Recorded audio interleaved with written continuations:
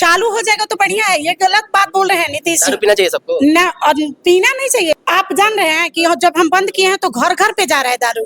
तो इससे तो औरतें की गहना गुड़िया, मान लीजिए किसी गरीब घर की है लड़की चाहे औरत, तो उसका तो पूरा मान लीजिए कि गहना गिठो सब बेच के पी जा रहे हैं लोग। आज जो दारू 100 रुपया में मिलता था, 50 रुपया में मिलता था, आज वो दारू 350 में बिक रहा है। बिक रहा है कि नहीं बिक रहा है?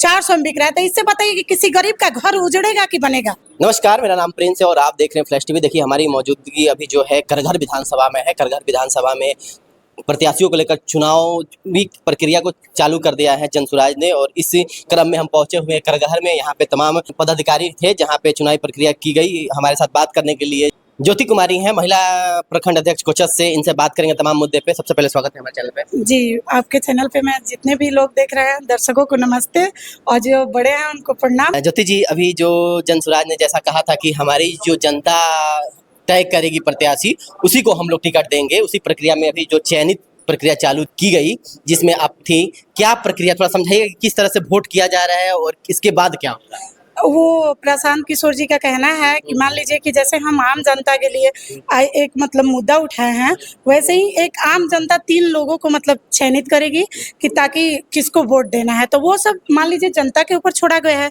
आज पदाधिकारी किए, अगले दिन हम लोग मतलब जनता से करवाएंगे, फिर उससे जाकर के पटना में जाएगा, फिर वहाँ से आके चयनित होगा कि हम लोग किसको वोट दें कि ताकि हम लोग का मतलब वहाँ से चयनित मतलब सीट आए। जैसे कि आपने बताया कि जो अभी आप लोग ने चुन कर भेजेंगी, जो जिनका वोट करके, वो पटना जाएगी, फिर पटना से डिसाइड होकर फिर आएगी, एक सभा होगा और उसके बाद जनता तय करेगी। अच्छा, टिकट कब तक आ रहा है जनसुराज? टिकट का अभी देखिए कोई संभव नहीं है, अभी कोई टाइम फिक्स नहीं हुआ है, लेकिन बहुत ही जल्दी घोषणा हो जाएगा। हमारी बैठक होगी, मान लीजिए जनता की सभा होगी, उसके बाद चयनित किया जाएगा कि किस तारीख तक मिलेगी। देखा जा रहा है तो करघर में कोई भी महिला नहीं है चुनाव लड़ने के लिए। क्या ऐसी दिक्कत है कि महिला आगे नहीं आ रही है चुनाव लड़ने के लिए? आप क्यों नहीं आई? अगर महिला मान लीजिए कि वो चाह भी रही है तो आगे वाले अगर चाहे तब तो महिला लड़ सकती है। कहीं हम मान रहे हैं कि हम लड़ना चाहते हैं, लेकिन हमें कोई लड़ने दे तब तो हम लड़ेंगे। कहीं ना कहीं पार्टी के लोग नहीं लड़ने दे रहे हैं। हाँ, ये तो मान लीजिए पार्टी के लोग से हम सुने नहीं है, लेकिन जहाँ भी यहाँ पे अभी बैठक हुआ, इसमें महिला का एक भी नाम नहीं आया। कहीं नाम नहीं? नहीं, आपने आवेदन किया है? नहीं, हमने आवेदन नहीं किया, हमसे कोई बोला ही नहीं है, तो हम चुनाव लड़ना चाहती है? क्यों? अब सर का आदेश होगा तो चुनाव आदमी लड़ ही सकता है। चुनाव लड़ सकता है। अच्छा, करघर में देखा जाए तो रितेश पांडे जब से आए हैं, थोड़ा सा जो ये करघर सीट है वो हॉट सीट बना हुआ है, काफी चर्चा में है। क्या करघर में रितेश पांडे के आने से जो पहले प्रत्याशी हैं वो अपने आप को डरा हुआ महसूस कर रहे हैं, या उन्हें लग रहा है कि नहीं अब हमें सीट नहीं मिलेगा, ऐसा कुछ है क्या? नहीं नहीं नहीं, ऐसा कुछ नहीं है। यहाँ पे सत्यम पांडे भी है, वो बहुत मेहनत किया है, ऐसा बात नहीं है। बहुत शुरू से ही वो लगा हुआ है कि ताकि हमारी मतलब जनता को हर एक सुविधा मिले। और रितेश पांडे तो आगे से ही चर्चे में है, वो तो आगे से ही है, आप तो जान ही रहे हैं। लेकिन आपने बताया कि सत्यम पांडे जो कि एक युवा है और काफी मेहनत कर रहे हैं, क्या अगर सत्यम पांडे काफी मेहनत करे और रितेश पांडे एक बड़ा सेलिब्रिटी है, बड़ा नाम है, उनके आने से उनका टिकट कट जाए तो ये सही होगा कि नहीं? नहीं नहीं नहीं, ये सही नहीं होगा। मान लीजिए रितेश पांडे भी नहीं चाहते हैं, मान लीजिए उनका भी है कि हमारे गांव से जो लड़े मतलब वो निकल जाए, अच्छा से जनता की मतलब देखभाल करें। हम ऐसे युवा को यहाँ लाए कि ताकि वो करहगर को बना दे और बना करके उसको अच्छा करे, ताकि यहाँ पे देखिए 2 लोग आए, वो करहगर के लिए क्या किए हैं। आप यहाँ पे स्टेडियम देख रहे हैं, उसका हालत अभी देख रहे हैं ना क्या है।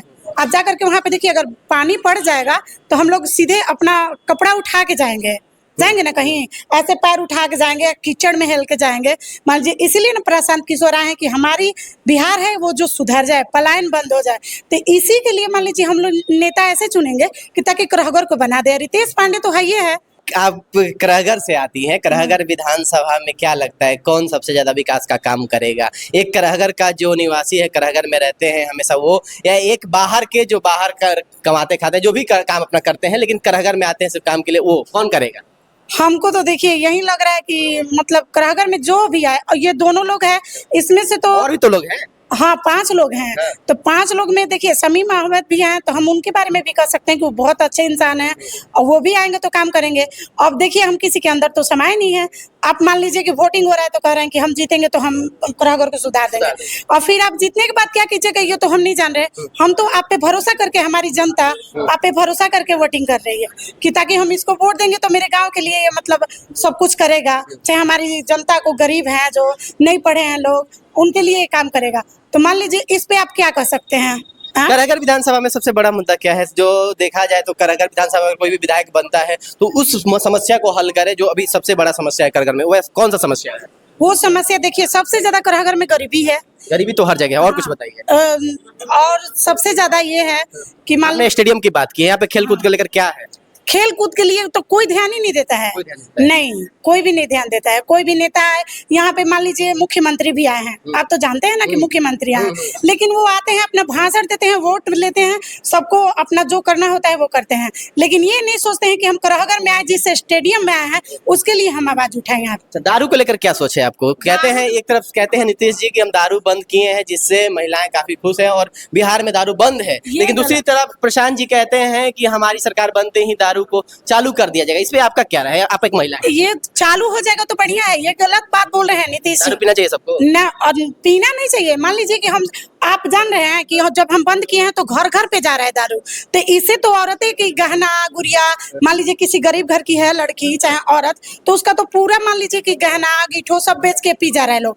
कि आज जो दारू 100 रुपया में मिलता था, 50 रुपया में मिलता था, आज वो दारू 350 में बिक रहा है। बिक रहा है कि नहीं बिक रहा है? 400 में बिक रहा है। तो इससे बताइए कि किसी गरीब का घर उजड़ेगा कि बनेगा? उजड़ेगा। हैं? तो इससे अच्छा है कि चालू ही हो जाए। चलिए, बहुत बहुत धन्यवाद। हमारे साथ ज्योति जी थी जिन्होंने अभी तमाम मुद्दे पे बात की। ऐसी तमाम खबरों के लिए हमारे साथ बने रहे। हमारा नाम प्रिंस और आप देख रहे थे फ्लैश टीवी।